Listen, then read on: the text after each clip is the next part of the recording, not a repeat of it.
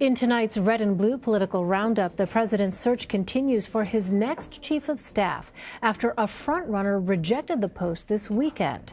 Nick Ayers was unable to reach an agreement with the White House. Ayers is currently the vice president's chief of staff.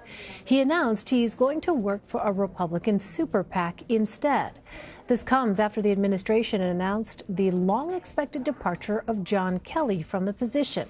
The president tweeted Sunday he's considering a number of contenders and added he'll be making a decision soon. White House reporter for Politico, Ben Schreckinger, is in Washington and joins me now. Ben, thanks so much for joining us. With Nick Ayers out, who is leading the PAC to be the next chief of staff? That is $1 million question. There are a number of people who've indicated that they're not interested in the job. At this moment, Mark Meadows, a House Republican, chairman of the Freedom Caucus, is at least a leading candidate, perhaps the leading candidate.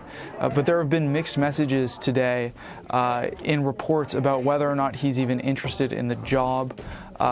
He signaled that the job would be an honor, but didn't go so far as to say it's something that he wants in a statement to Politico today.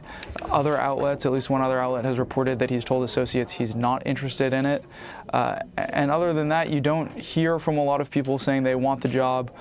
We have heard that a number of people do not want it. Well, the new chief of staff will have to contend with the implications of the Russia investigation. How might that impact the president's choice?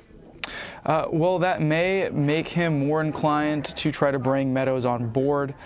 From his perch in the House, along with another Republican Congressman, Jim Jordan, he's really helped lead the charge in terms of pushing back on the Mueller investigation, trying to create a counter-narrative that the FBI and the so-called deep state were politically influenced in going after Trump, that the basis of the investigation was, no pun intended, trumped up. He sent, we learned today, a secret memo to the president last month giving him advice about how to fend off future investigations from House Democrats once they take control of the chamber next year.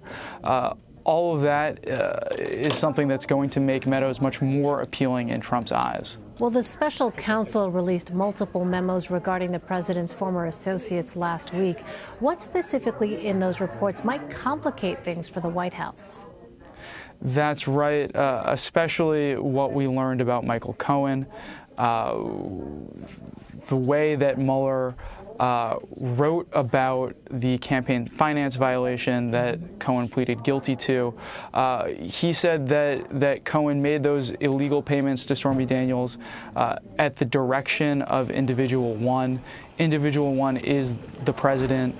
Legal experts say that would not have been in that filing if there were not at least a strong likelihood that prosecutors in New York were looking at indicting the president himself. We also saw in the Cohen filings that talk about a Trump Tower in Moscow proceeded long after Cohen originally claimed to Congress that it did, and that in fact it was going on well into 2016, well into the heart of the presidential campaign. That can only contribute to a narrative of collusion with the Russians, and also shows that Trump's team, at least in the case of Michael Cohen, was going out of its way to hide contacts that it had with the Russians during the presidential campaign. Well, after the Mueller memos were released, the president tweeted, quote, "Totally clears the president. Thank you." What's your sense, Ben? What are you hearing about how the White House is feeling right now in the wake of the release of these memos? Not good. There is no good news in it.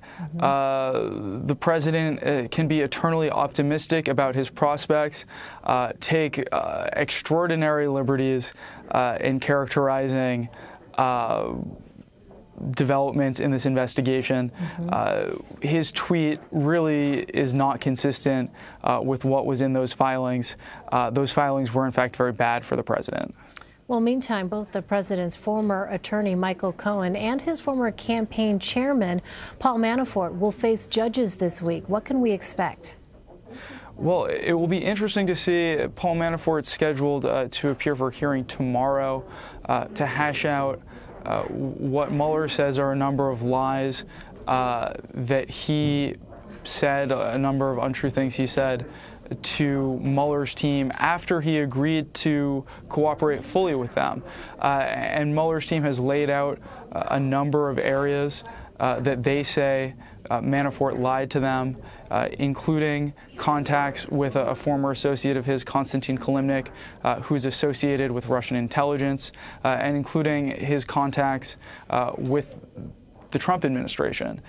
So it'll be very interesting to see whether we learn details, not just about what areas Mueller's team says Manafort lied, but exactly what the content of those lies was and how Mueller's team knows that Manafort was lying.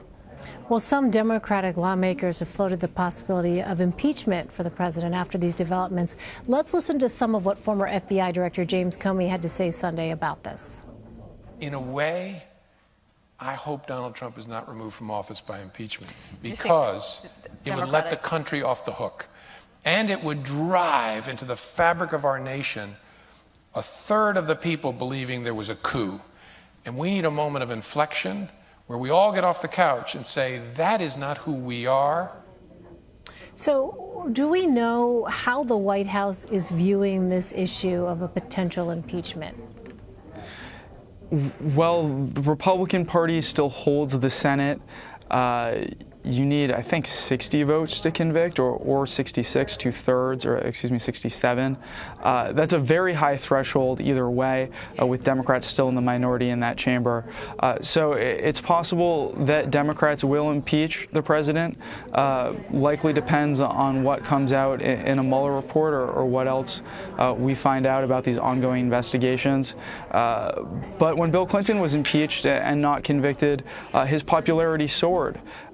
So it is possible that an impeachment would be, in fact, a good thing for President Trump, and a conviction in the Senate remains a very remote possibility unless there's truly explosive new revelations coming out of one of these investigations. Finally, Ben, I want to ask you about your recent reporting on the first ever American Priority Conference last week. What was that event, and what did you mean when you wrote, you described the, quote, wild theories and empty seats there? So this was sort of envisioned as a pro-Trump CPAC. CPAC is this big conservative gathering that started in the 70s that now draws 10,000 people. Any Republican who wants to run for president has to go to this. But Trump is not someone who fits well within the confines of traditional conservative ideology. He has his own views on things, and he has followers who do not consider themselves traditional conservatives.